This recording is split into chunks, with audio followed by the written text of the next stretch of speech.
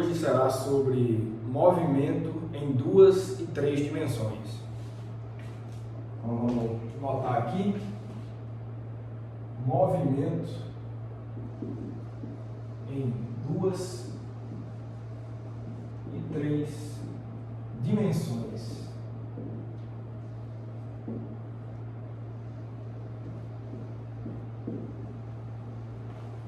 Bom, basicamente, esse estudo vem estender o que a gente viu na primeira aula. Na primeira aula a gente estudou o movimento retilíneo, ou seja, o movimento ao longo de uma dimensão. E a gente viu conceitos como posição, velocidade, aceleração.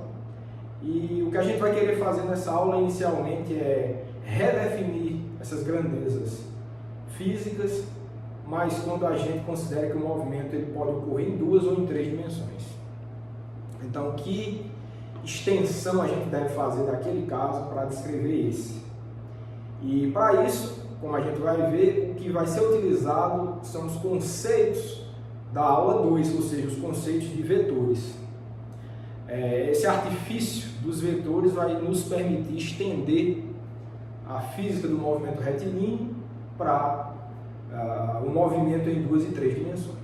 Então, vamos fazer isso agora. Então, primeiramente, o que a gente vai definir é posição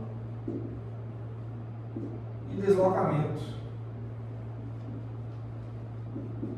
Se vocês lembrarem, essas duas coisas foram as primeiras que a gente definiu na primeira aula para o movimento retilíneo. A gente vai redefinir em 2 e 3 dimensões agora.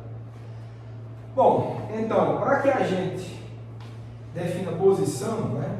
Então, para definirmos a posição de um corpo, utilizamos o vetor, vou chamar vetor R. É um vetor posição R e a gente vai ver que características ele tem que ter. Bom, para isso que a gente vai fazer é, claro, precisa de um sistema de referência, e esse sistema de referência ele vai ter que ter 3 eixos, se você quiser descrever um movimento em 3 dimensões e 2 eixos para um movimento em 2 dimensões. Lá no movimento retilíneo, se vocês lembrarem, era só um eixo X, uma reta. Então ali a gente, a partir dos pontos naquele eixo, a gente localizava uma partícula, um corpo, e aquele número já era suficiente. Mas como a gente quer, em 2 ou 3 dimensões, localizar um objeto, a gente vai precisar de 3 coordenadas, cada uma associada aos eixos que eu vou definir aqui, x, y e z.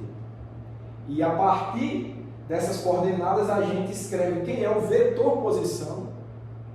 Tá? E se vocês lembrarem, um vetor da aula passada, da aula 2, um vetor é uma entidade matemática que carrega 3 informações.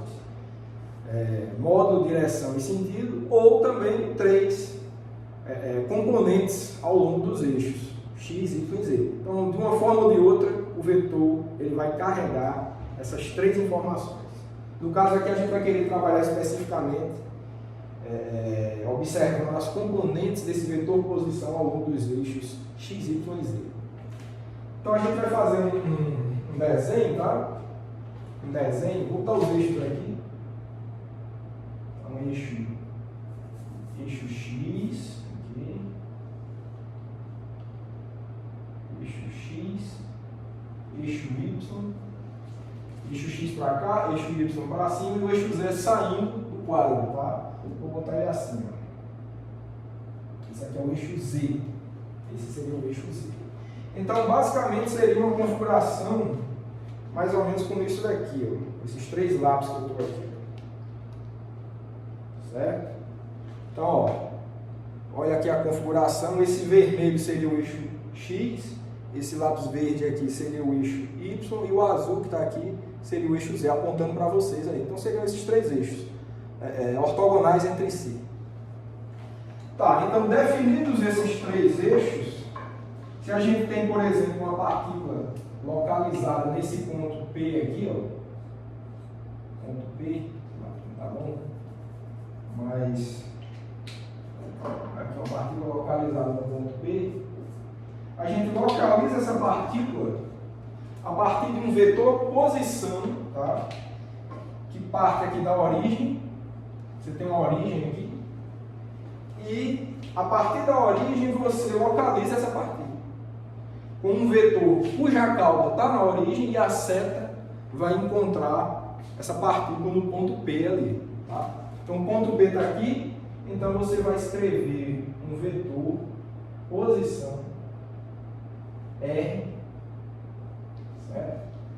Que localiza essa partícula, tá? Essa partícula está aqui no ponto P, certo? Está aí no ponto P. Tá, tudo bem, então, como está mais perto aqui, vou escrever um pouco mais perto para não ficar tão grande o desenho. Tá? Vou botar um vetor menorzinho aqui, vamos dizer que a partícula está aqui. Partícula no ponto P. Olha, então, esse vetor R, a gente escreve da seguinte forma, ó, R, ele é igual a X, componente X desse vetor, vou tentar desenhar ela ali para a gente ver, vezes vetor unitário na direção X, que é o vetor Y, mais componente Y, vezes vetor unitário na direção J, mais componente Z, vetor unitário na direção K. E aí a gente define qualquer ponto do espaço que essa partícula pode estar, qualquer ponto P possível, a gente consegue definir a partir desse vetor posição com componente X, Y, Z. Esse que é o ponto, certo? Vamos tentar desenhar essas componentes aqui, ó. Olha, a componente, digamos, X, ó, eu vou traçar uma projeção aqui desse ponto P no plano XZ, ó. Vou traçar uma reta aqui. Digamos que essa reta, né, paralela ao eixo Y, ela vem caindo aqui, toca o plano XZ nesse ponto aqui, e a partir desse ponto eu traço a minha componente Y a partir dele, traçando uma reta paralela ao eixo Z, onde encontrar o eixo X, certo? Então aqui fica sendo a componente X do vetor. Esse aqui é o eixo X, eu acho que eu vou botar até maiúsculo aqui para não confundir com componente.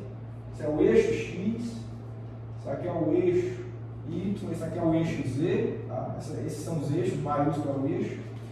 E esse pequenininho aqui vai ficar sendo a minha componente do vetor R ao longo do eixo X. É esse X aqui, ó. Esse X aqui e esse X. Então ele tem esse tamanho aqui, ó. Um número com esse tamanho aqui. Certo? Então é assim que a gente traça a componente X. A gente encontra, né, a componente X do vetor R. Para encontrarmos a componente Z, o que eu vou fazer é, a partir desse ponto de encontro aqui no plano X, Z, eu vou traçar agora uma reta paralela ao eixo X. Aqui, ó, eixo X está aqui, eu vou traçar uma reta paralela, certo? Mais ou menos paralela, né? Ficando para cá, mais ou menos. Tá? E esse ponto aqui, ele é o ponto Z, que é a componente Z a componente Z do vetor R. Esse Z vermelho aqui é esse mesmo Z aqui, esse número, ó, tem esse tamanho aqui. Tem esse tamanho aqui. Certo? E para acharmos a componente Y, o que é que a gente faz? Olha, a componente Y é a altura desse ponto. Vou botar esse vetor R aqui, ó. Chama ele vetor R aqui. E paralela a essa diagonal aqui, vou mostrar de verde aqui essa diagonal. Tem uma diagonalzinha aqui, ó, partindo da origem até o ponto de encontro dessa projeção no plano XZ, tá? Então tem uma diagonalzinha aqui, certo? E paralela a essa diagonal eu vou traçar uma paralela aqui a partir do ponto P para a gente encontrar a componente Y. Paralela a esse, eu traço esse ponto aí e esse ponto de encontro com o eixo Y é é o que a gente chama de componente y do vetor R. Certo? Componente y do vetor R. Então é a alturazinha aqui do ponto mesmo. Tá? Então aqui com essa, posso até apagar isso aqui. Com essa configuração aqui a gente encontra as componentes x, y e z de qualquer vetor R, ou seja, qualquer que seja o ponto P que essa partícula esteja, você consegue localizá-la com um vetor R, desde que você tenha as informações de, basicamente é altura, distância e profundidade aqui, né? São essas três informações. Então, componente x, y e z. Então, pegando aqui os nossos lápis aqui de novo para fazer os eixos, né? O verde aqui é o y, o vermelho é o x, o azul é o z, tá? Então você tem esses três eixos. Então você pode, por exemplo, uma partícula que está localizada em qualquer ponto do espaço, você localiza por um vetor R que parte da origem, que é o ponto de encontro dos eixos, até a partícula P. Então, ó, um vetor. A partícula está aqui, então parte um vetor daqui para cá. Se a partícula está aqui, então parte um vetor daqui para cá, etc. Qualquer que seja o ponto do espaço, você localiza dessa forma. E as componentes x, y e z são as projeções no eixo y, no eixo x ou no eixo z que está aqui, é o azul, né? É o azul, o eixo z está aqui. Então, qualquer que seja o ponto, você consegue traçar encontrar essas componentes. Pode ser negativo também, tá? Nesse caso aqui, as três componentes são positivas, porque a origem está aqui, aqui é a parte positiva do eixo z, parte positiva do x, parte positiva do y, certo? Mas isso não nos impede de localizar qualquer ponto que a gente queira do espaço tridimensional. Então, é assim que a gente define a posição ou vetor posição. Essa é a nossa equação 1, certo? E isso aqui é o chamado vetor posição. Então, por exemplo,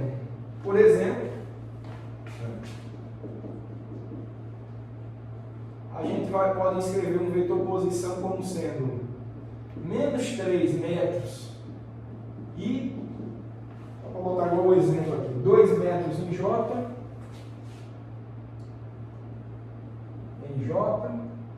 mais 5 metros em K.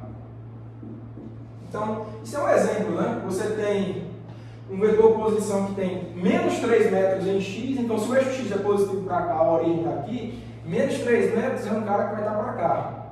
Tá? A projeção em X vai estar à esquerda aqui da origem. 2 metros na direção J, né? Ou seja, no eixo Y. Então 2 metros para cima, aqui, ó, 3 metros para cá, 2 metros para cá, imagina que você tem em metros, tá? 2 metros para cá. E a componente Z, que é 5 metros, é positiva. Então é um ponto que vai estar aqui um pouco saindo do quadro, aqui, ó. Ele vai estar um ponto mais ou menos por aqui. Ó. Altura 2, 3 metros à direita e 5 metros para fora do quadro.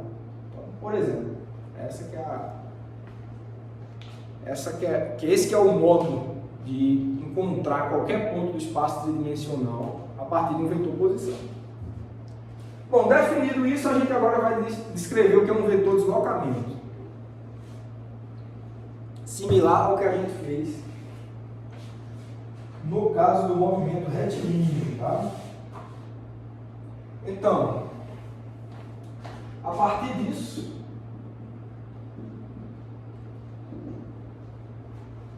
podemos definir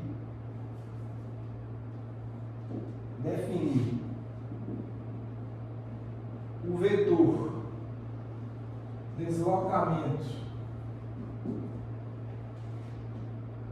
de R1 para R2 como um vetor ΔR que é igual a um vetor R2 menos um vetor R1. Um vetor R1. Certo? Então, isso aqui é a equação 2. Então, isso aqui é um vetor de deslocamento. Para que você descreva um deslocamento, então você tem que ter dois pontos. Está num ponto do espaço, se deslocou para outro ponto do espaço. Então, você tem vetores posição, tanto na posição inicial, 1, quanto um vetor posição na posição final, 2. vetor posição similar a esse aqui. E a definição de vetor deslocamento vai ser justamente a subtração dos vetores posição final do vetor posição inicial. Esse é o procedimento. E a subtração de vetores a gente já aprendeu na aula passada. A gente já sabe como é que subtrai vetores. Subtrai componente a componente. Então, dessa forma, né? Então, a gente pode até, só para ficar mais claro, então tem três eixos aqui, certo? X, Y e Z. A gente tem um vetor posição. Ó, digamos que a partícula estava no ponto P e quis se deslocar para o ponto Q. Certo? Só que o ponto P é a posição inicial, a gente localiza por um vetor posição R1. Certo? Mais ou menos aqui, um vetor posição R1. Certo? E o vetor Q, que é o ponto final, é um vetor R2. R2 aqui. Então, o vetor deslocamento ΔR é um vetor que parte do ponto P para o ponto Q. Então, cauda no ponto P para a seta do ponto Q, que é o ponto final. Então, esse aqui é o vetor ΔR.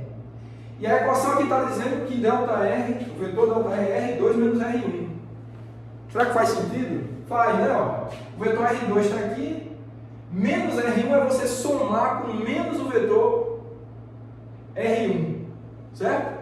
Então R2 menos R1 é R2 mais menos o vetor R1. Como a gente viu na aula passada, subtração de vetores. Então, ó, esse vetor R2 menos R1 é um cara invertido aqui, ó, mesmo tamanho, só que invertido. Então você pegaria a cauda dele, botaria aqui, então sairia um ponto daqui para cá.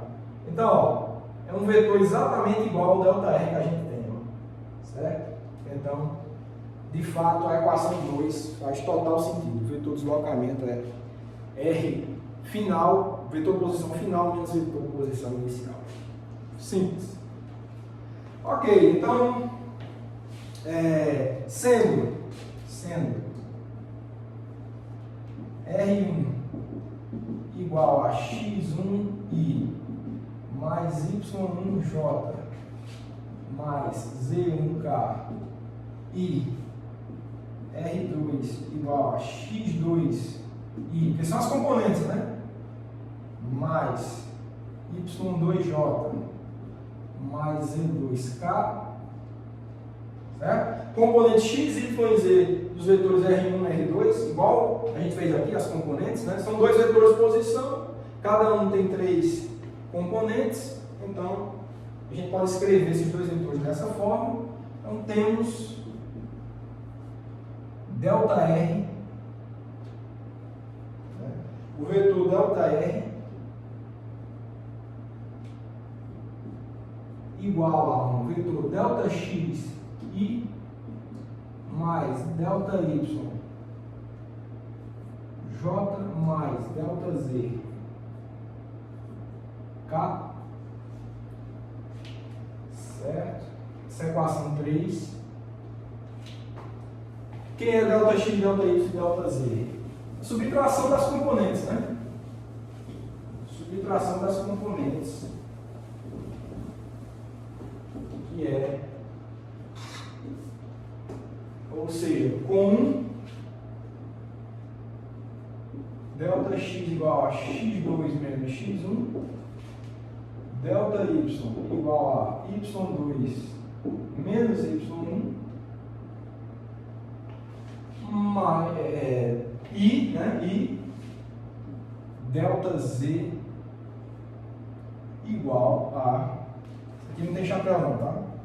Só os vetores unitários que tem chapéu. Z2 menos Z1. Então, simplesmente é assim que a gente define o vetor deslocamento a partir das componentes dos vetores posição inicial e vetor posição final. Bem direto, bem simples. percebam aí a importância do estudo de vetores da aula passada, nesse caso aí. Tá? Então, utilizar a subtração de vetores para definir um deslocamento no espaço bi ou tridimensional.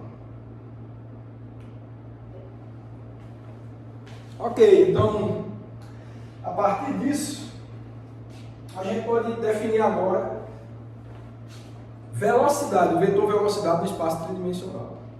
Certo? Então, vou apagar aqui também logo, para a gente falar de velocidade e depois a gente fala também de aceleração.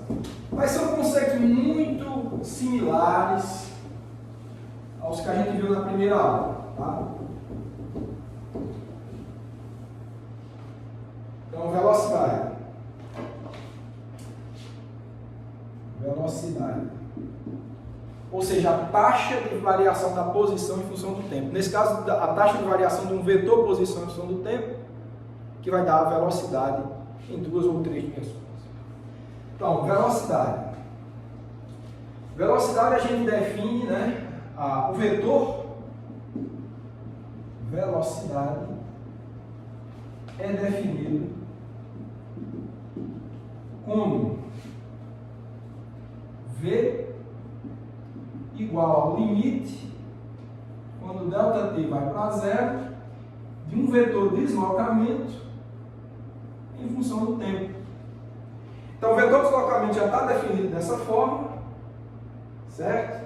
Então, a gente divide, né? Imagina a divisão desse vetor de deslocamento pelo intervalo de tempo, porque leva um tempo, tá? Para, por exemplo, a partícula se deslocar de P para Q. Então, do ponto P para o ponto Q. Então, imagine que você está querendo saber a velocidade dessa trajetória aí, desse objeto que se deslocou do ponto P para o ponto Q.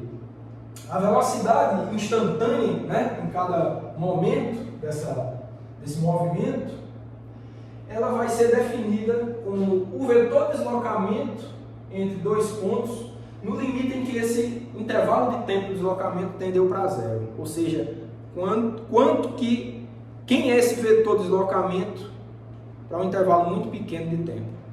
No limite em que esse intervalo de tempo realmente tende para zero. Então, a taxa de variação do vetor posição em função do tempo é definido como o vetor velocidade, nesse caso, e isso daqui é a chamada, como a gente já viu na primeira aula, derivada do vetor posição em função do tempo.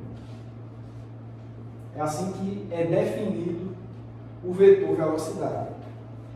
Essa aqui fica sendo a nossa equação 4, certo? E note que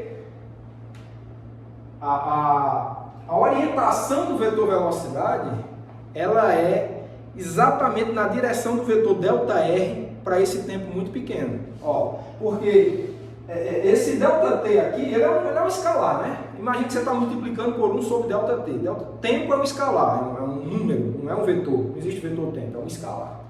Então, você multiplicar um vetor por um escalar, você não muda. E é um escalar positivo, tá? Intervalo de tempo. A duração de tempo ele é um número real positivo. Então, quando você multiplica um vetor por um número real positivo, você não muda nem a direção e nem o sentido desse vetor. Certo? Então, o vetor velocidade ele tem a mesma direção e sentido do vetor deslocamento. Lembrando, nesse vetor deslocamento que ocorreu nesse intervalo de tempo muito pequeno, infinitesimal.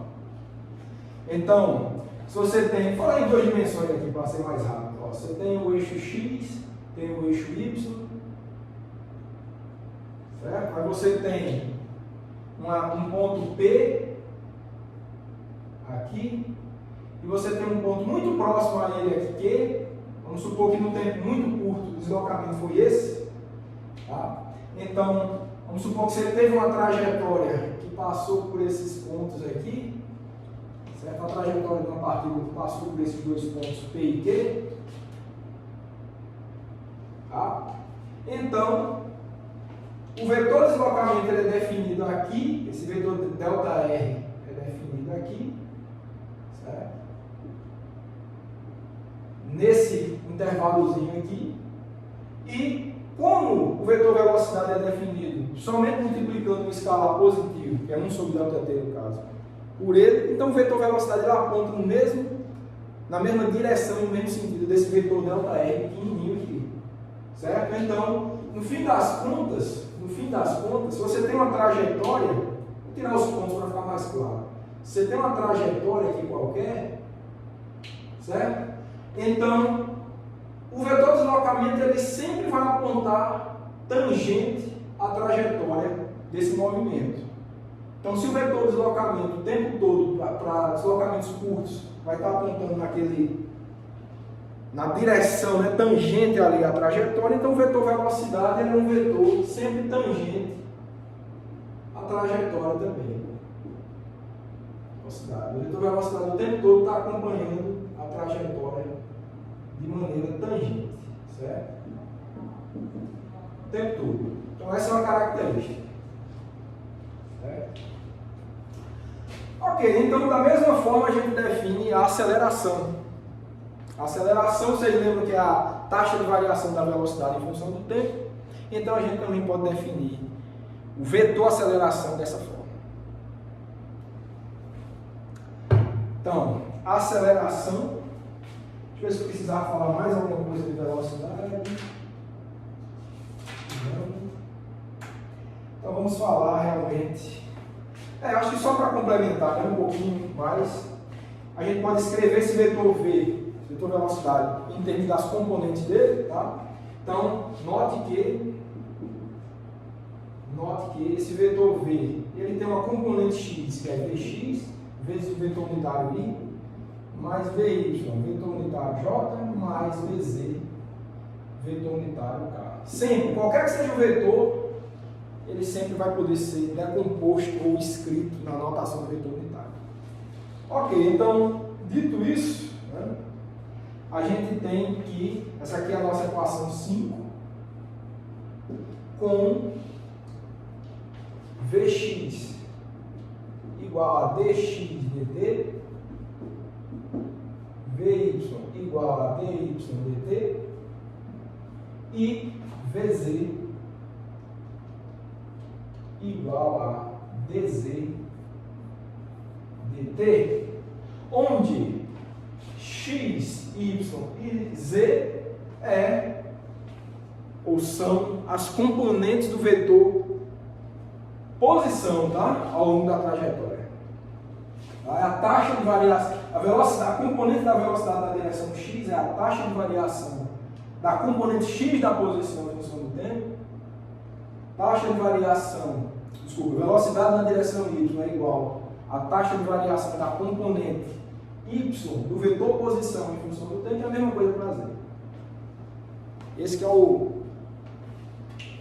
é a forma, essa aqui é a forma que a gente define o vetor velocidade em função de suas componentes.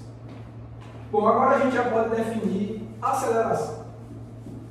O vetor aceleração. Lembrando que a aceleração é taxa de variação da velocidade em função do tempo. Ok, então aceleração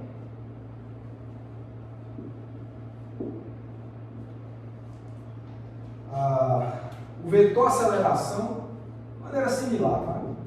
Ele é definido como o limite ΔT vai para zero da variação do vetor velocidade em função do tempo, certo? Porque esse vetor mude. Olha, aqui por exemplo o vetor velocidade está mudando em função do tempo. Pelo menos em termos de direção e de direção e de sentido também, claro, assim. Bom, pelo menos a direção está mudando. Então está claro que o vetor velocidade ele varia no tempo. Então, se o vetor velocidade varia no tempo, por exemplo, a variação do vetor velocidade daqui para cá vai ser pegar o vetor velocidade final menos o vetor velocidade inicial, tá? Você pode chamar isso aqui, se quiser, V1, isso aqui V2, V3, V4, V5. Não são os mesmos, tá? Não são os mesmos. Então, esse vetor ΔV é um vetor velocidade final menos um vetor velocidade inicial. Subtração de vetores a gente já sabe fazer, então, por exemplo, a gente conseguiria fazer quem é V3 menos V2. Seria um ΔV naquele intervalo. E isso dura um certo tempo para ir de 2 para 3, então tem um certo ΔT, mas supondo que esse ΔT é muito curto, tende para zero, então esse cálculo aqui, dessa variação do vetor velocidade por unidade de tempo, essa taxa de variação do vetor velocidade, é o que a gente define por aceleração, o vetor aceleração. E obviamente a gente já sabe que isso daqui a gente simplifica a notação e sabe que é a derivada do vetor velocidade em função do tempo. Então, a equação 6. E o que a gente pode também falar é que, note que o vetor aceleração A é igual a uma componente x da aceleração, sempre isso, tá? Sempre tem 3 informações, sempre tem componente AXI mais AYJ mais AZK com AX igual a dVx dt, ou seja, a componente x, componente vocês sabem, é um número, não é vetor, componente AX, ou seja, componente x do vetor A é igual à taxa de variação em função do tempo de Vx. E quem é Vx? Vx é a componente x do vetor velocidade. Certo? Então, vou até botar, eu estou mudando a cara do V, eu estava escrevendo velocidade assim, né? Ficar na mesma caligrafia. Então, a y é definida da mesma forma, componente y do vetor A é taxa de variação da componente y da velocidade em função do tempo, e para finalizar, a componente z da aceleração é igual a taxa de variação da componente z da velocidade em função do tempo. É assim que definimos o vetor aceleração. Ok. Então, definimos as nossas grandezas importantes para descrever um movimento em 2 e 3 dimensões. Definimos o que é uma posição, ou um vetor posição. A partir dele definimos o vetor deslocamento. A partir do vetor deslocamento definimos o vetor velocidade. E a partir do vetor velocidade descrevemos o vetor aceleração. Ok, então vamos estudar agora. Agora vamos falar de uma aplicação do estudo do movimento em 2 e 3 dimensões. Então, é um exemplo que eu acho bastante interessante, é bastante corriqueiro a gente observar no nosso dia a dia, que é o movimento, o chamado movimento de um projétil, ou movimento balístico também, se você quiser, que é o movimento de um objeto sujeito à ação da força gravitacional, ou da aceleração gravitacional. Certo? Então, vou apagar aqui também, a gente ganha espaço, porque realmente é uma aplicação que merece que a gente descreva com bastante cuidado, discutir bem esse tipo de problema. É muito utilizado em engenharia, física, dependendo da área que você está estudando. Então, é um problema bem interessante. Então, o que a gente vai ver agora é chamado movimento de um projétil.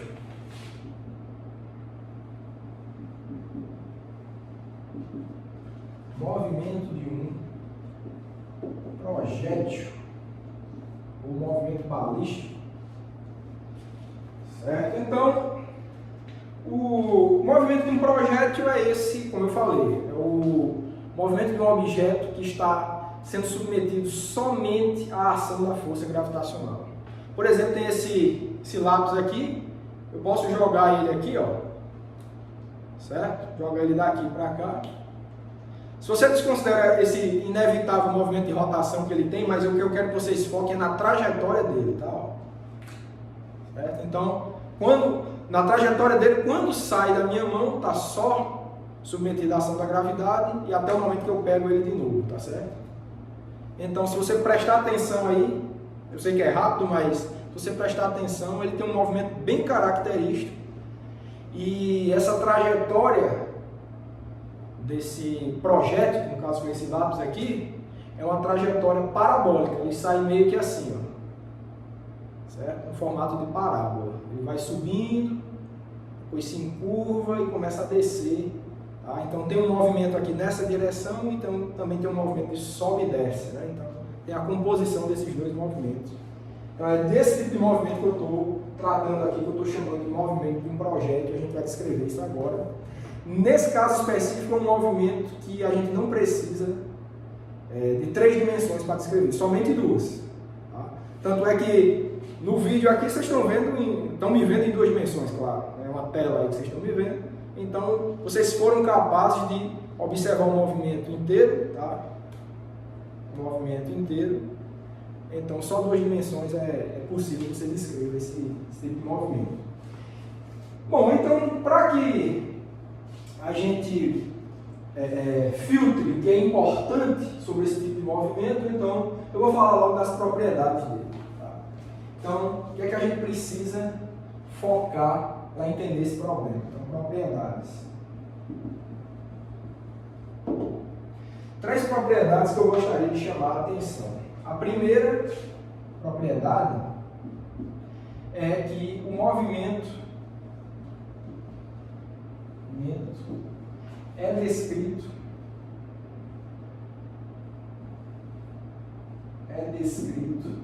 em 2 dimensões, como eu já falei. 2 dimensões.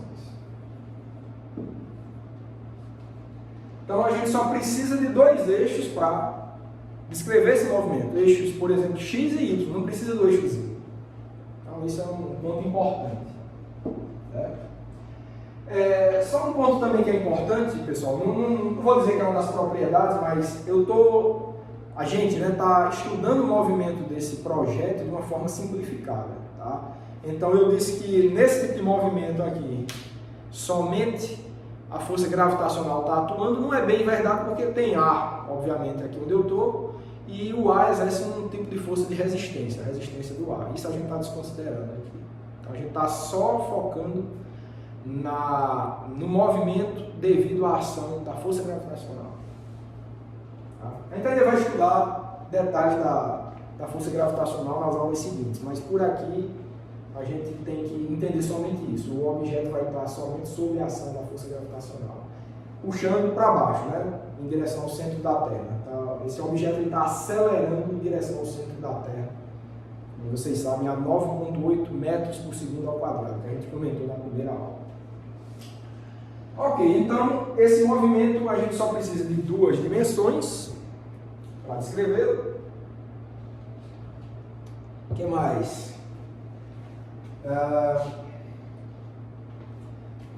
2. O movimento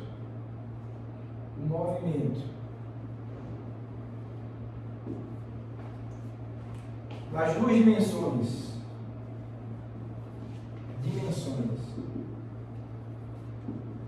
podem ser tratados independentemente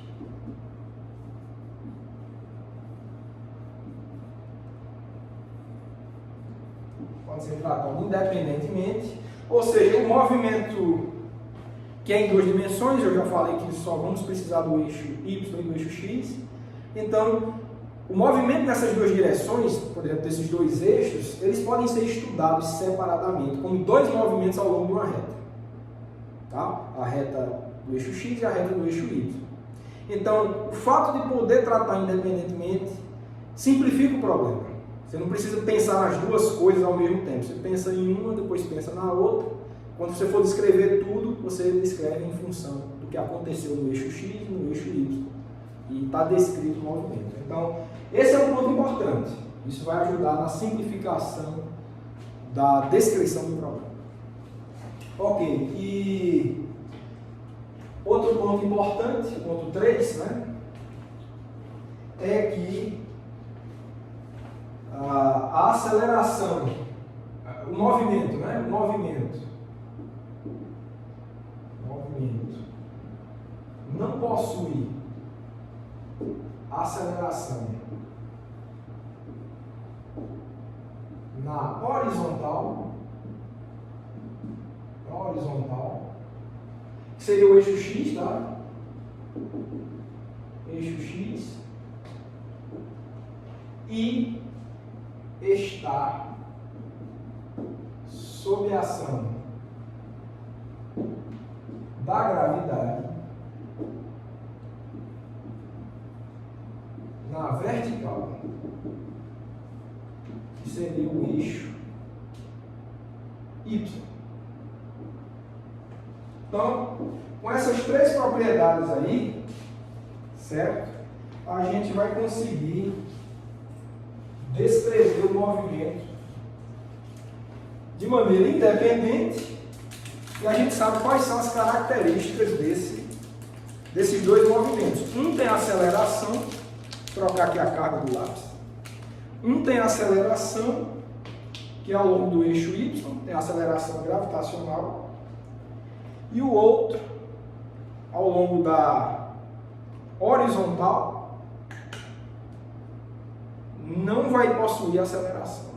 Então essa é a característica fundamental do movimento. Então vocês notam que tem essa composição de movimentos, né? Ó, tem uma parte do movimento que é horizontal e outra que é vertical. Ó, vou até fazer de novo aqui.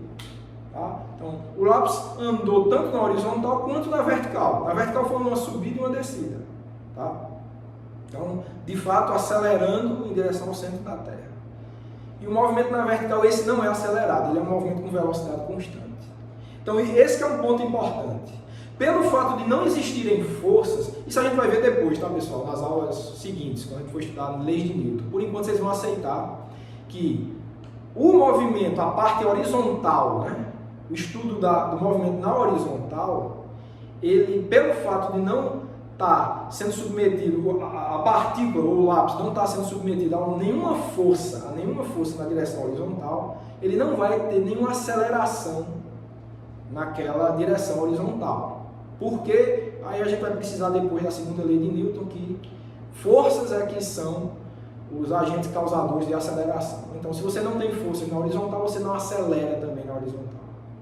Agora, se eu estou falando para vocês que o tempo todo tem uma força, chamada força gravitacional, puxando para o centro da Terra, essa força, que a gente não tem como se livrar dela, pelo menos se estiver próximo à superfície da Terra, essa força ela vai causar uma aceleração voltada para o centro da Terra. Então, por essa razão, a gente diz que o movimento na vertical ele é acelerado ao longo do eixo Y e não possui aceleração na horizontal, porque não tem força nenhuma na horizontal. A força gravitacional é exatamente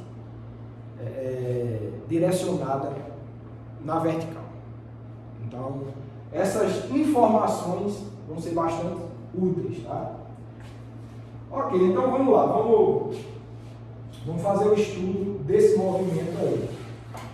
Então, o que eu quero fazer é o seguinte: vou desenhar os eixos aqui, fazer a descrição desse problema. Eu vou botar aqui o eixo Y, certo? Eixo Y, e vou botar aqui um eixo X.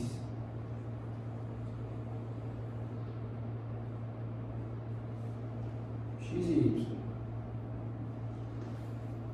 Vamos supor que eu tenho um objeto, vou ter aqui de azul, uma bolinha, tá? Uma bolinha e todo esse movimento vai estar sob a ação da força gravitacional. Tá? Isso é um vetor aceleração G apontando para baixo. O vetorzinho está aqui. Tá? E eu vou dizer que inicialmente, esse aqui, por exemplo, o tempo está igual a zero. No início que você está estudando, no tempo inicial de estudo desse movimento, essa bolinha aqui, esse corpo, ele tem uma velocidade v nessa direção aqui. Certo? Deixa eu olhar aqui para fazer direitinho. Velocidade V0. Velocidade inicial V0. E essa velocidade inicial V0, ela tem componentes, óbvio, V0x. Esse aqui é o V0x. E esse aqui é o V0y. Componente x e y do vetor velocidade inicial. A gente vai ter um ângulo, eu posso definir um ângulo aqui, θ, um ângulozinho θ, que é o ângulo com que esse vetor V0 faz com a direção x, com a horizontal. Certo? Então, no início, você tem isso daí. Que situação seria essa? É a situação em que, vamos supor que é a bolinha aqui, né? Eu vou jogar, tá, esse objeto nessa direção aqui, fazendo esse ângulo θ com a horizontal. Então eu jogo, então se eu fizer isso, né, vai ter uma trajetória parabólica que a gente conhece. Então o estudo que eu estou fazendo aqui é quando o objeto, no caso, deixa a minha mão, tá? Vai estar somente sob a ação da força gravitacional. É a partir daí que eu começo a contar o tempo desse experimento aí, o tempo tem igual a zero.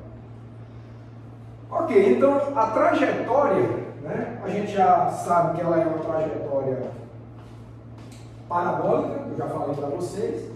Vou tentar descrever ela aqui, certo? Tentar desenhar uma parábola, certo? Essa parábola deveria estar simétrica, tá? Mas deixa eu ver se eu consigo deixá-la simétrica.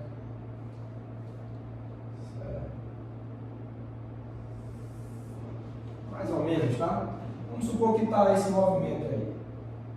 Então, o tempo todo, né? Esse de verde aqui, não sei se vocês estão conseguindo ver, não sei se vocês estão conseguindo ver, isso aqui que eu estou desenhando de verde, é a trajetória da partícula, tá? Trajetória. Isso que está no verde aí. Então, o tempo todo a gente pode localizar, né, a partícula. Teve um ponto aqui de máxima altura, ó, ela passou por aqui, passou por todo esse ponto verde, essa trajetória. Tem esse ponto aqui, vai ter esse ponto aqui. Eu vou descrever aqui também. Pronto. Olha o que é que vai acontecer, né? Olha o que é que vai acontecer. Vocês sabem que a aceleração é variação de velocidade. Se eu estou falando que não tem aceleração no plano horizontal, na direção horizontal, não tem aceleração, então a componente, posso até expressar aqui a componente, tá? A componente não é vetor não, tá? Eu estou botando uma setinha só para orientar a gente, mas tem as componentes, tá? Então essa componente V0x, ela não muda, porque essa é a componente horizontal da velocidade. Ela não vai mudar, certo? Então, não vai mudar porque não tem aceleração ao longo dessa direção. Se houvesse algum vetor aceleração nessa direção horizontal, esse vetor, essa componente V0x, ela poderia ser alterada. Mas não tem aceleração, a aceleração só é essa para baixo, só tem essa daqui. Então, o tempo todo dessa trajetória, você tem a componente x da velocidade inicial constante, V0x constante. Então, esse tamanho aqui, ó, dessa componente eu posso trazer para cá e eu já sei qual é a componente do vetor velocidade, a componente horizontal do vetor velocidade o tempo todo, que é a mesma, não muda. Então, ó, esse mesmo tamanhozinho eu vou botar aqui. Então, aqui vai ser V0x. Mesma coisa, esse não muda. Mesmo tamanho. Aqui também, ó, mesmo tamanho.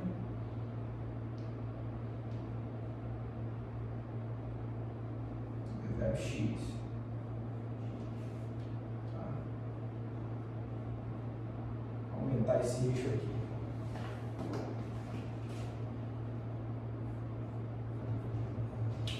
E aqui também, esse último tem essa mesma componente aqui, V0x. Então essa componente x da velocidade não mudou, por isso que eu escrevi V0x o tempo todo. Agora a componente y ela muda. Ela começou com esse tamanho aqui, mas vai diminuindo. Por que vai diminuindo? No início, pelo menos. Porque a aceleração é para baixo.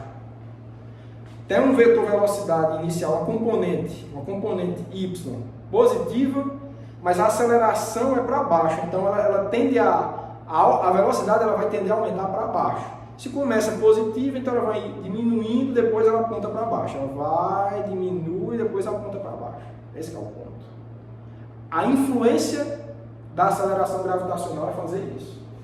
Então, se inicialmente você tem esse V0y aqui, depois você vai ter um V0y, um VY, não mais V0y, uma componente y agora pequenininha aqui, ó. Pequenininha. No ponto de máxima altura, essa componente y zerou. Naquele ponto de máxima ali é um ponto específico em que o movimento está ocorrendo na horizontal. Ela vai subindo, ali em cima ela está na horizontal, momentaneamente na horizontal, e depois começa a cair de novo. Aí tem uma componente VY para baixo. Certo? Então, aqui ó, a componente Y era grande, passou a diminuir, zerou, não tem componente Y aqui.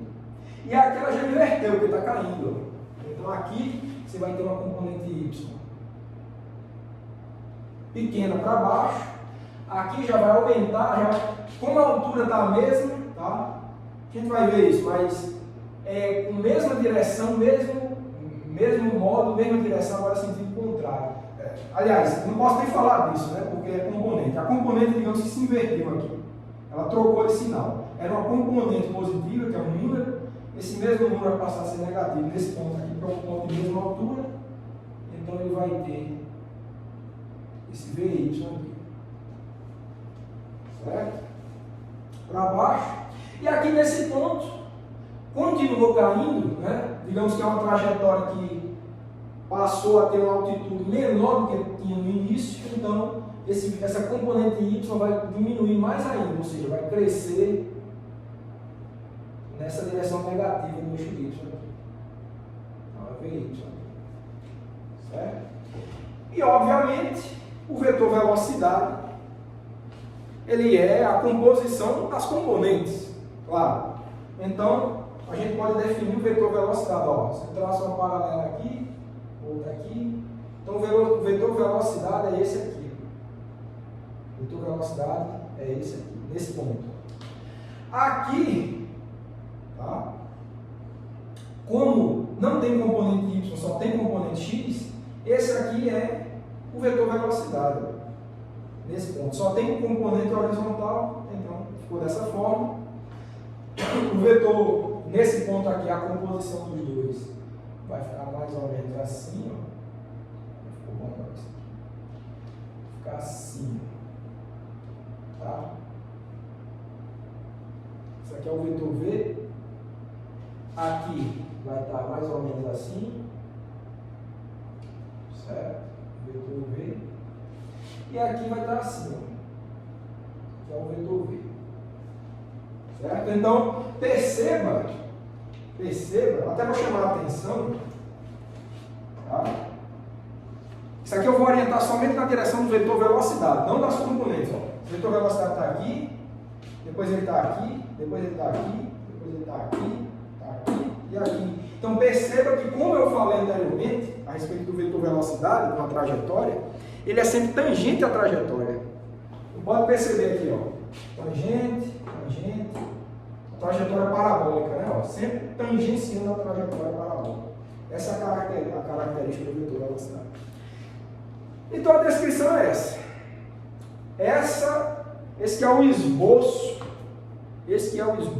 do movimento balístico, do movimento de um projétil. Agora vamos descrever, isso é uma descrição, claro, qualitativa. Vamos descrever isso quantitativamente e a gente tem condições de fazer isso, porque, de novo, esse movimento na horizontal é um movimento sem aceleração e o movimento na vertical é um movimento com aceleração constante. A gente sabe escrever isso? Sabe, foi o que a gente fez na primeira aula, foi a descrição tipo de movimento, ou desses tipos de movimento. Então, é isso que a gente vai fazer agora. Estuda o movimento acelerado na direção Y, o movimento sem aceleração na direção X, a composição de tudo, é isso que a gente está vendo qualitativamente dessa figura. Vamos lá. Vamos fazer isso.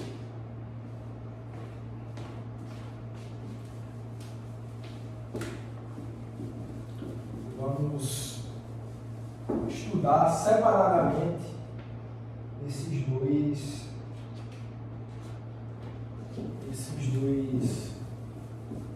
tipos de movimento.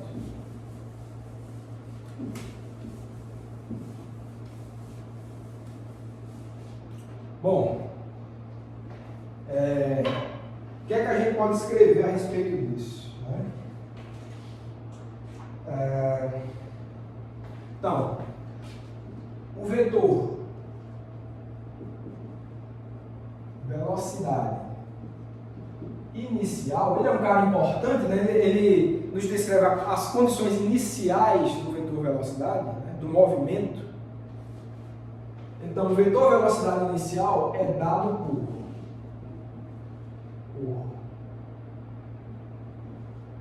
então, vai ser um vetor V0 igual a V0x i mais V0yj.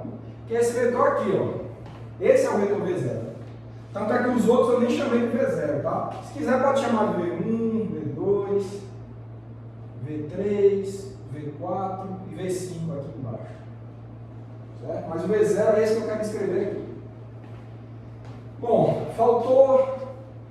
Tem que dar um número para essa equação. Vocês voltam aí no vídeo, mas não sei que número tem que dar. Acho que esse é o número... Acho que é o número 6 esse aqui, né? Equação 6. Acho que seja. Mas não tem problema se não for. Vou contar no 6 aqui. Tá? Então, essa é a condição inicial, a velocidade inicial do nosso movimento, do movimento do nosso projétil. Então, a gente percebe da figura que V0x, que é essa componente x aqui, ó, ele é o módulo do vetor V0 cosseno de θ, porque esse V0x ele é como se fosse o cateto adjacente ao ângulo θ. Então é cosseno. Então vai ficar igual a V0 cosseno de θ e V0y é o outro, né? O cateto oposto. V0y é esse aqui. Você tem um triângulozinho retângulo aqui, né? Só para chamar a atenção. Então esse cateto aqui é igual a esse aqui. Então V0y é V0 seno de θ. Desde que a gente tenha definido θ daquela forma ali da figura, tá? Então, essas são as componentes x e y do vetor V0.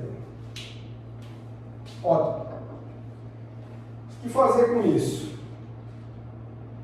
Com isso a gente vai fazer um estudo dos movimentos na direção x e y. X e y.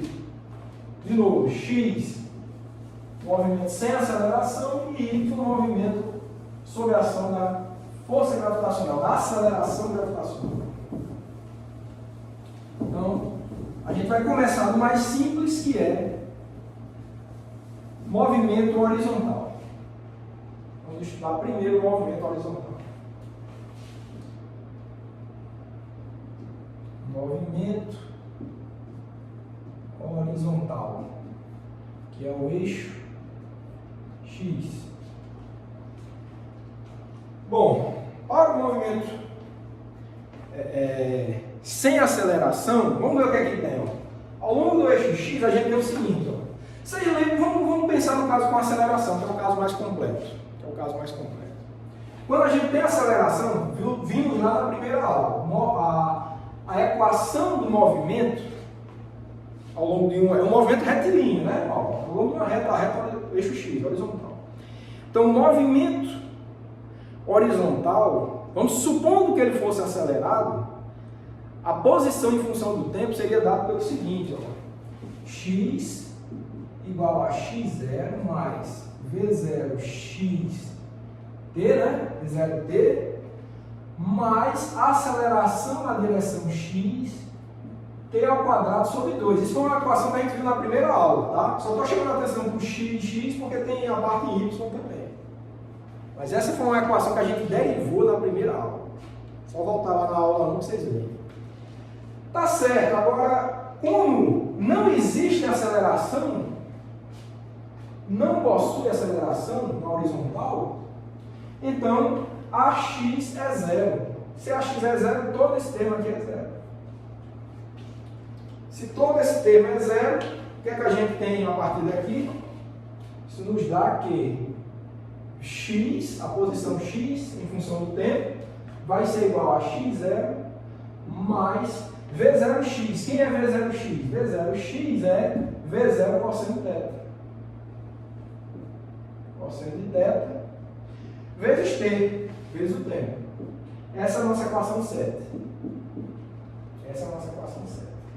Então, essa é a equação de x em função do tempo. Nos dá a posição x em função do tempo dessa trajetória. Ou seja, vai localizar essa partícula aqui, ó. Essa trajetória é parabólica, mas essa equação 7 ela vai nos dizer qual é a posição da partícula aqui, ó, ao longo da direção x, ó.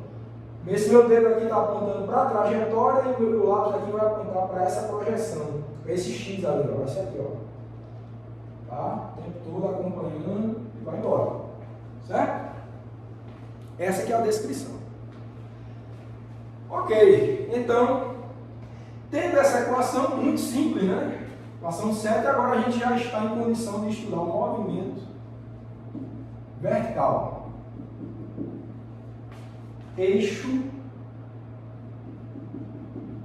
Y. Eixo Y. Ok, então no eixo Y a gente tem aceleração. Então é um movimento com aceleração constante, só que a gente, ao invés de x, quer descrever a posição em Y agora. Certo? Eu brinquei com vocês aqui mostrando a posição em x, o que a gente quer fazer agora é a posição em Y. Só depois desce aqui. É a altura em função do tempo. Então a gente tem uma equação parecida com essa aqui, só que para y. Então, mesma equação para aceleração constante. Então, posição y em função do tempo vai ser igual a posição inicial em y mais v0yt mais ay, aceleração em y, t quadrado sobre 2. Ok, agora a aceleração em y não é zero. Ela é a aceleração gravitacional, certo? É g apontando para baixo. O módulo do vetor é g, tá? Mas a projeção em y é menos g, porque o eixo y a gente adotou para cima, o vetor aceleração é para baixo. Então esse é um vetor com tamanho g, o tamanho dele, o módulo é g, a direção é a direção vertical, mas o sentido é para baixo, por isso que ele pega um sinal negativo na descrição dele. Então a y é igual a menos g. Certo? Então isso aqui vai ficar assim, ó.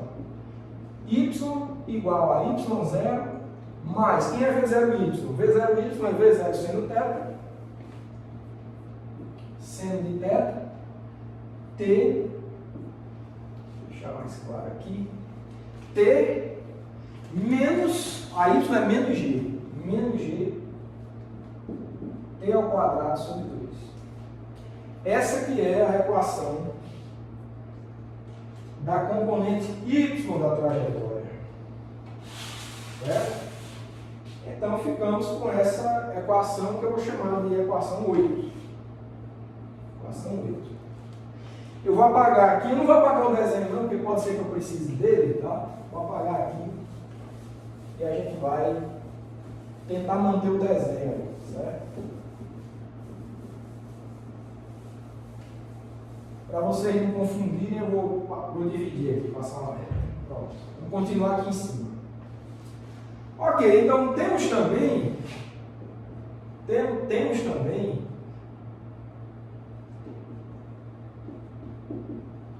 a seguinte coisa. Como é um movimento acelerado, a gente tem uma equação.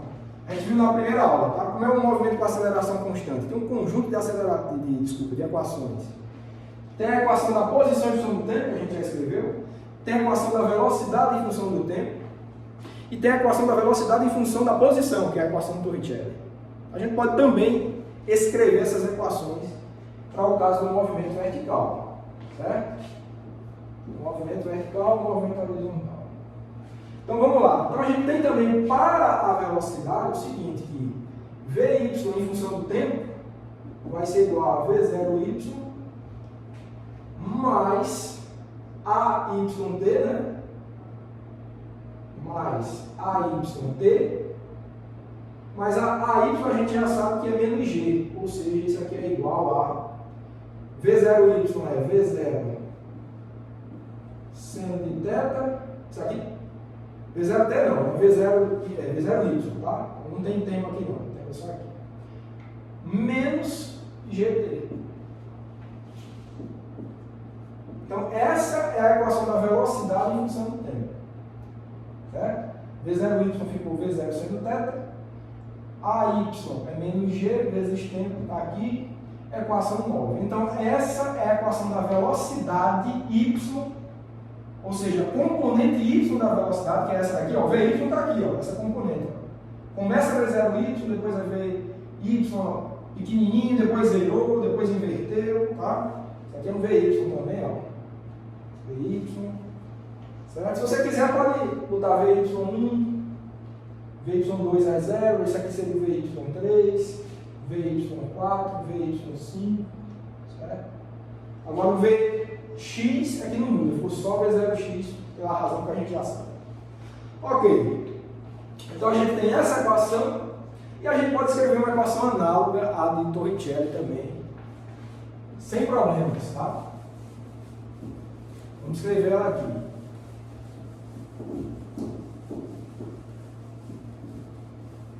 Escrever aqui. Deixar essa parte aqui só um pouquinho, depois eu apago. E a gente tem também a equação do Torricelli, que é a velocidade ao quadrado em função do tempo, que é igual à velocidade inicial ao quadrado de y, mais duas vezes a aceleração em y na direção, a aceleração na direção y, vezes, seria um delta y, né? Vou botar aqui y menos y0, certo? E isso nos dá o seguinte, né? Só para ver se eu estou fazendo tudo ok, na ordem. Okay. Então isso vai nos dar aqui velocidade em y ao quadrado, vai ser V0y, eu apaguei, né? Mas vocês lembram que V0y é V0 seno de θ, acho que apaguei exatamente aqui. Isso ao quadrado, 2a, né? A y é menos g, a gente já sabe, então vai ficar menos 2g, menos 2g, y menos y0. Essa fica sendo a equação de Torricelli para o movimento na vertical desse movimento de projétil, certo? Então essa fica sendo a nossa equação de número 10. De número 10.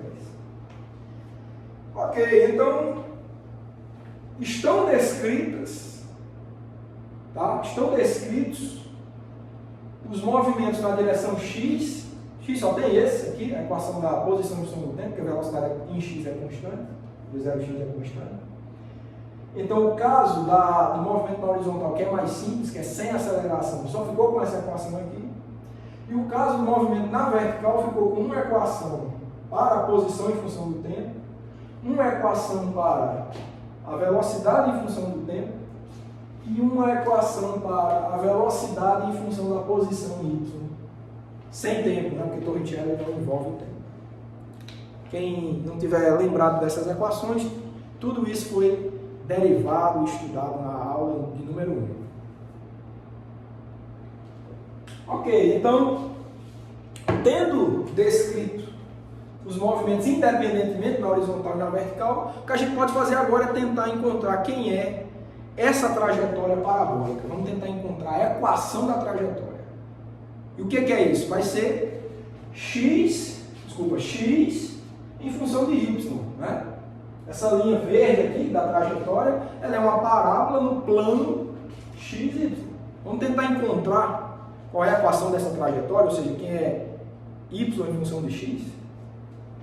É isso que a gente vai tentar fazer agora. Então eu vou apagar aqui embaixo, tá? Apagar aqui, para a gente fazer um estudo da equação da trajetória.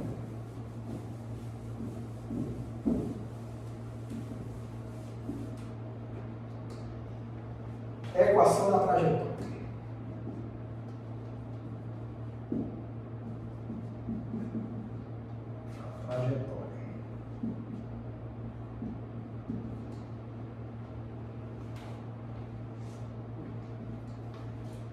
Ok, então, para fazermos isso, o que é que a gente faz?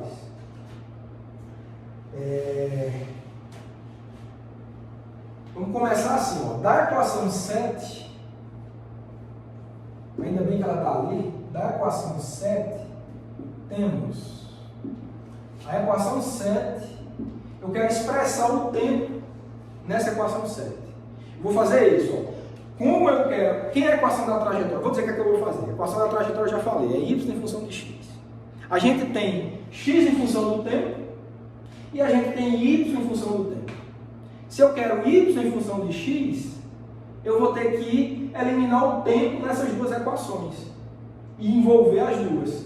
Eu expresso o tempo na equação aqui, vou encontrar tempo em função da posição x, substituo no tempo aqui envolvendo a equação de y, e no fim das contas o que eu vou ter é y em função de x, que é a trajetória. Tem que dar essa parábola invertida aí. Esse é o plano. Ok, então vamos lá. Da equação 7 a gente tem que ter é igual a x menos x0 dividido por v0 cosseno θ. Tá? Passou x para cá e dividiu por v0 cosseno θ. Essa fica sendo a nossa equação 11, certo? Vou apagar aqui em cima e eu vou substituir a 8, tá? Vou apagar aqui e eu vou substituir na equação 8. Eu vou deixar ela só um pouquinho para a gente fazer a substituição agora, certo? Que vai ser substituindo agora, tá? Substituindo 11 em 8, temos, o que é que a gente vai ter?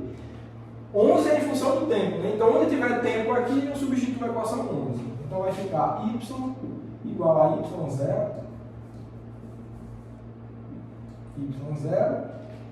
mais v0 seno de θ. O tempo vai ficar x menos x0 dividido tudo aqui por v0 cosseno θ. V0 cosseno θ menos g sobre 2 e o tempo é esse aqui, né? Só que vai ficar ao quadrado, então vai ficar x menos x0 dividido por v0 cosseno de θ, tudo isso ao quadrado. Essa aqui é a ideia. Vou apagar aqui, tá? Para não confundir mais. Isso aqui já era do quadro anterior. Tá? Vou apagar aqui. Bom, então essa é a equação da trajetória, viu? x0 e y0 é esse ponto inicial aqui, ó. y0, x0, v0 cosseno, v0 é o módulo do vetor velocidade inicial, g é 9,8, né? Então tem tudo, a gente tem realmente y em função de x. E se vocês verem, é uma equação quadrática em x, então descreve de fato essa parábola. O coeficiente do termo quadrático é negativo, então é uma parábola com cavidade para baixo. Então está tudo em ordem, tá? Vamos só dar uma simplificada. Eu vou chamar essa equação aqui de 12. Eu vou querer só para dar uma simplificada para ficar mais claro que isso é uma parábola invertida. O que eu vou fazer agora é supor x0 igual a 0 e y0 igual a 0. Ou seja, eu vou dizer que esse ponto inicial aqui é a origem, tanto de 0 para x e 0 para y. Então, supondo, ou sendo, né? Já assumi, então, sendo x0 igual a 0 e y0 igual a 0, temos, o que é que a gente vai ter? Que esse termo aqui é 0, certo? Esse x0 é 0 e esse x0 é 0. É isso aí. Então a gente tem uma equação mais simples, que vai ficar y igual a, olha, esse V0, tem um V0 no numerador e um V0 no denominador, então eu posso cancelar eles dois. Eu tenho um seno de θ dividido com o cosseno de θ, isso me dá tangente de θ, então vai ficar igual a tangente de θ vezes x, que sobrou aqui, menos gx, certo? Dividido por gx ao quadrado, né? Ó, esse x ao quadrado, gx ao quadrado dividido por 2 v0 ao quadrado cosseno ao quadrado de θ. Esse quadrado está aqui nesse coxinho.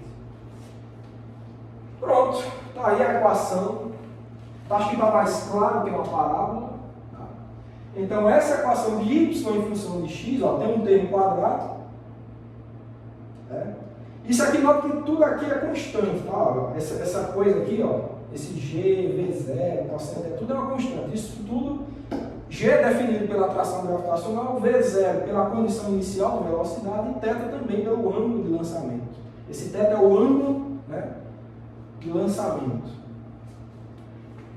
E θ também, né? A tangente também está definida. Então, essa aqui é constante, né? Só que não é constante aqui é o x². Então, realmente é um coeficiente constante, certo? Negativo, porque g é 9,8, positivo. O sinal de para baixo já foi anotado aqui, então g é positivo. V0 é o módulo do vetor velocidade, e ao quadrado, esse que é positivo mesmo, o módulo já é positivo, e ao quadrado também é. Esse ângulo θ aqui, nota que por essa figura é um ângulo entre 0 e 90 graus, né? Então, é um ângulo, o cosseno é positivo, tá? E ao quadrado é positivo mais ainda, né? É positivo. O cosseno de θ, cosseno ao quadrado de θ é positivo. Então, um coeficiente, isso tudo é positivo, mais o sinal de menos, então o coeficiente do termo quadrático é necessariamente negativo, que justifica a parábola com concavidade para baixo. Esse termo aqui, linear, ele só joga a parábola para frente ou para trás, né? Então, não é claro que é importante, mas não caracteriza tanto assim o movimento, só vai dizendo, né, que, né, a cara dele, né? A abertura aí da parábola. E também se for um ângulo entre 0 e θ, a tangente vai ser positiva, certo? Então, um coeficiente positivo, nesse caso aqui da figura. Bom, então está aí descrita a trajetória, essa linha verde aqui, a função dela, a equação que descreve essa linha verde, y em função de x, é dada por essa equação de número 13. Ok? Bom, e para finalizar, o que a gente vai fazer agora é estudar o alcance horizontal. É uma grandeza importante, certo? Dada essa equação de trajetória, a gente pode estudar quem é o alcance do movimento. Tá? Eu vou chamar esse alcance de R aqui. É a distância horizontal percorrida pela partícula para ir de um ponto de altitude final igual à altitude inicial, certo? Nesse caso dessa trajetória aqui, é como se você tivesse lançado de cima de um morro e ela acabou caindo mais do que no início. Mas o alcance, que a gente chama de alcance, é essa distância aqui, ó. Daqui, vou chamar de R, tá? Daqui para cá, ó. Certo? Esse é o alcance.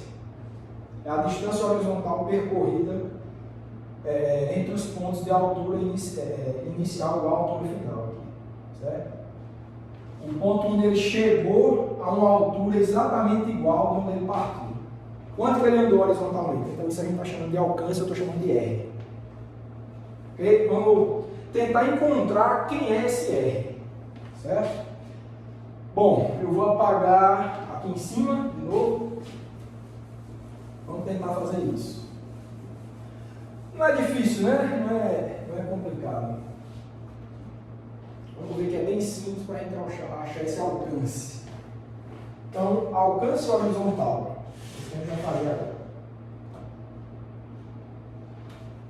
Então, alcance horizontal. Horizontal.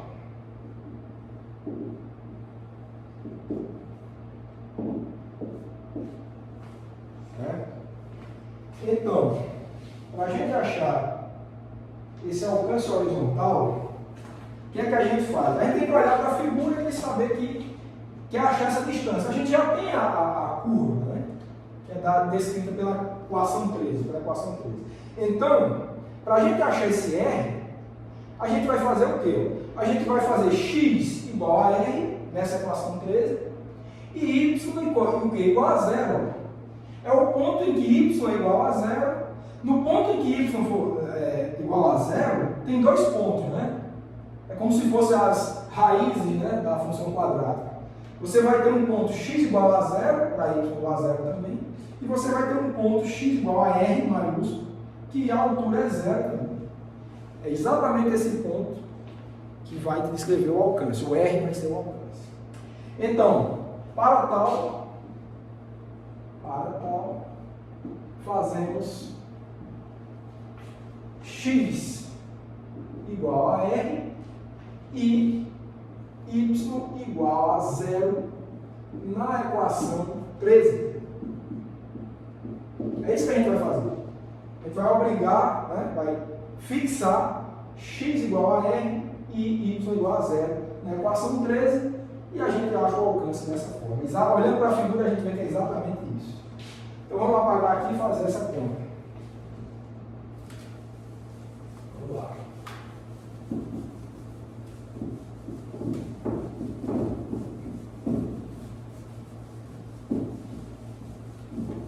Ok.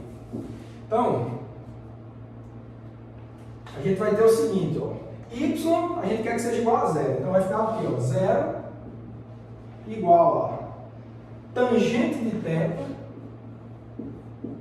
mas o ponto x é o chamado R que a gente quer encontrar, menos g, o x é R, né? A gente está fixando como sendo R. R ao quadrado, dividido por 2v0 quadrado cosseno de θ. Certo? Então, isso aqui a gente desenvolve enquanto o seguinte. Eu vou passar esse aqui para o lado de cá, tá? Esse termo aqui para o lado de cá. Vai ficar g r ao quadrado, vem positivo, né?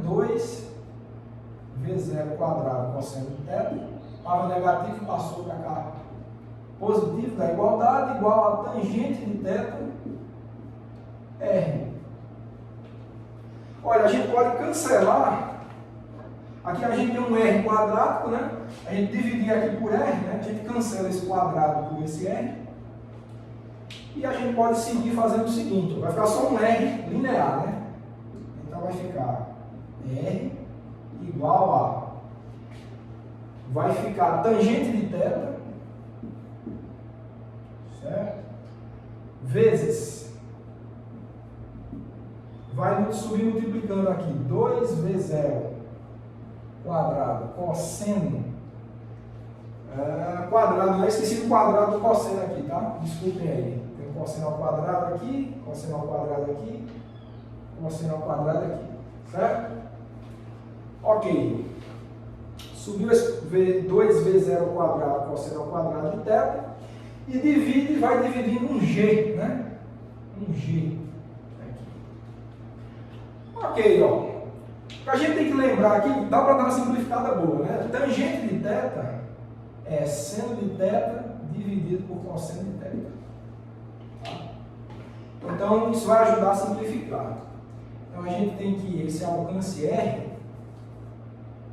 ele é igual a 2 V0 quadrado. Olha, vai ficar, essa tangente de θ, já observe que é seno de θ dividido por cosseno de θ. Então vai ficar seno de θ dividido por cosseno de θ vezes cosseno ao quadrado de θ. Então esse cosseno de θ do denominador vai cancelar com o quadrado, o cosseno quadrado do numerador. Então vai ficar seno de θ vezes cosseno de θ somente, quando fizer essa conta. Dividido por G. Dividido por G. Certo? Bom, dá para utilizar aí uma identidade trigonométrica e deixar mais simples ainda, certo? A fórmula do alcance. Então, vou só deixar mais simples para a gente fazer um comentário final e encerrar a aula.